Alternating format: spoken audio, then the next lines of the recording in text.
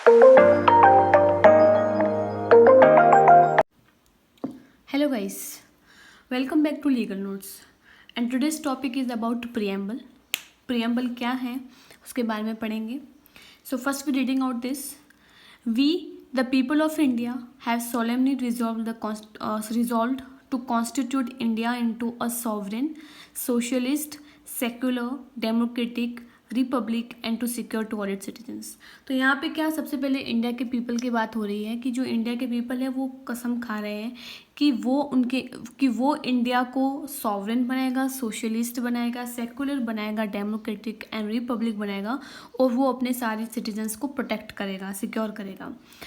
फिर है जस्टिस उनको मिलेगी, सोशल, इकोनॉमिक, पॉलिटिकल. ये जो सारे पॉइंट्स हैं वो इंडिविजुअली हम आगे पढ़ेंगे.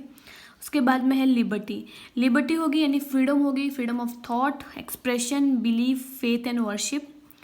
Equality of status, opportunity and to promote them among all.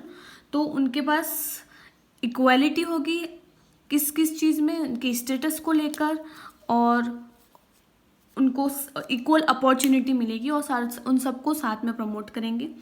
Next है फ्रेटर्निटी मीन्स ब्रदरहुड.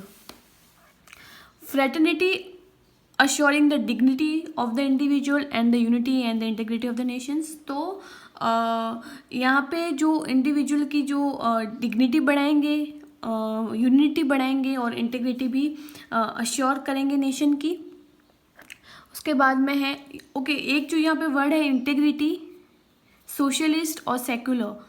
ये जो तीन वर्ड है वो 42nd अमेंडमेंट एक्ट 1976 में ये इंसर्ट हुए थे, वो मैं आपको आगे बताऊंगी. So in our constituent assembly this 26th day of November 1949 do hereby adopt, enact and give ourselves this constitutions. तो जो ये 26 नवंबर 1949 का जो नवंबर है, इसमें इस डेट तक हमारा जो कॉन्स्टिट्यूशन है वो बन के तैयार हो गया था, यानी हमने इस डेट को अडॉप्ट किया था, इनेक्ट किया था. और ये लागू कब हुआ था? लागू हुआ था 26 जनवरी 1950 केम इनटू फोर्स. ठीक है, 26 डे ऑफ नवंबर 1949 तक बन के तैयार हो गया था, लेकिन जो लागू हुआ था वो 26 Jan 1950. This is the important date. अब हम लोग इंडिविजुअली ये सारे पॉइंट्स डिस्कस करेंगे कि ये पॉइंट्स क्या है. Okay, first is sovereign. हमने कई बार देखा है कि ऐसा हमने पढ़ा भी है कि India is a sovereign nation. So what is the meaning of sovereign? Sovereign का मतलब होता है एब्सोल्युटली इंडिपेंडेंट, किसी पे भी वो निर्भर नहीं है, या फिर वो अपने जो लॉज है, जो पॉलिसीज़ है उसके नेशन की, वो खुद बना रहा है, ना किसी की इंटरफ्रेंस ले रहा है, या फिर ये बोल सकते हैं not under control of any state, किसी और के स्टेट के कंट्रोल में नहीं है वो. इट मीन्स वो एब्सोल्युटली इंडिपेंडेंट है, इंटरनली भी और एक्सटर्नली भी. ठीक है, so it can frame its policy without outside interference. Next point is socialist. What is socialist? Socialist is related to society. Society के रिलेटेड जो बात होती है उसको सोशलिस्ट कहते हैं. तो यहाँ पे कहने का मतलब क्या है कि इक्वल डिस्ट्रीब्यूशन ऑफ वेल्थ, जो पैसा है, जो इकोनॉमिक जस्टिस है, वो इक्वल डिस्ट्रीब्यूशन होनी चाहिए. ऐसा नहीं है कि इसमें भी डिस्क्रिमिनेशन होगा.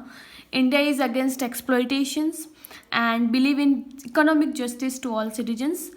ठीक है, तो इंडिया क्या है, एक्सप्लॉयटेशंस के अगेंस्ट है और वो बिलीव करता है कि सबको इकोनॉमिक जस्टिस सेम मिले सारे सिटीजन्स को.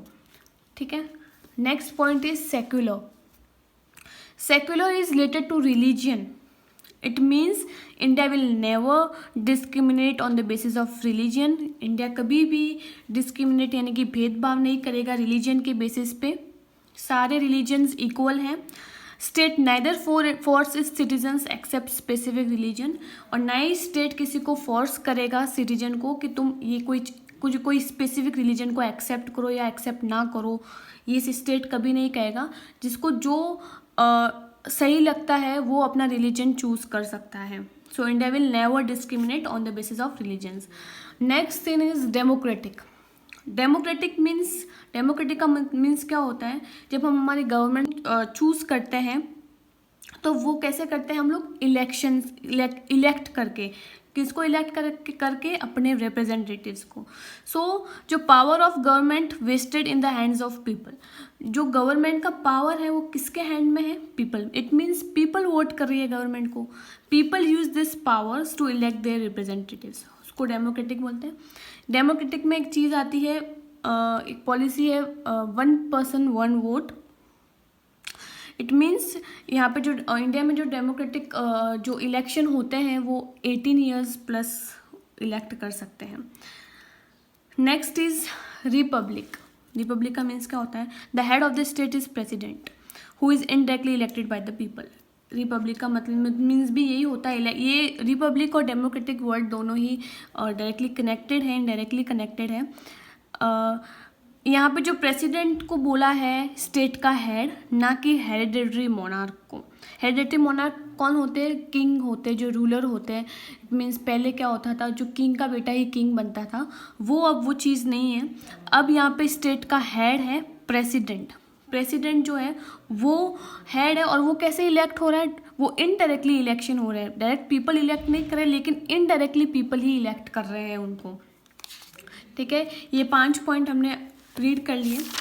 अब हम पढ़ेंगे कि अब एक इम्पॉर्टेंट पॉइंट जो है यहाँ पे वो ये है, that the word socialist, secular and the integrity, जो हमने अभी 3 ये वर्ड पढ़े हैं, were inserted in preamble by 42nd amendment act 1976। तो ये इम्पॉर्टेंट पॉइंट है। Next is rights of people. Rights of people यानी कि पीपल को क्या राइट्स दे रहा है प्रीएम्बल। सबसे पहला है, हमने यहाँ पे पढ़ा था justice, liberty, equality, fraternity.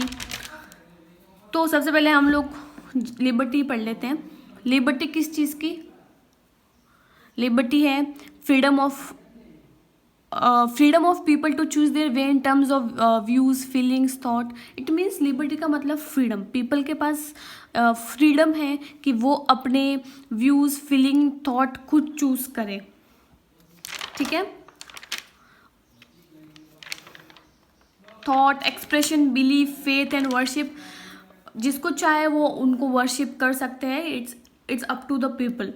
Next is justice. Justice में यहाँ पे 3 बात कही है, सोशल, इकोनॉमिक और पॉलिटिकल, कि सारे इंसान को, जितने भी इंडिविजुअल हैं इंडिया में, उनको सोशल जस्टिस मिलेगी, इकोनॉमिक जस्टिस और पॉलिटिकल।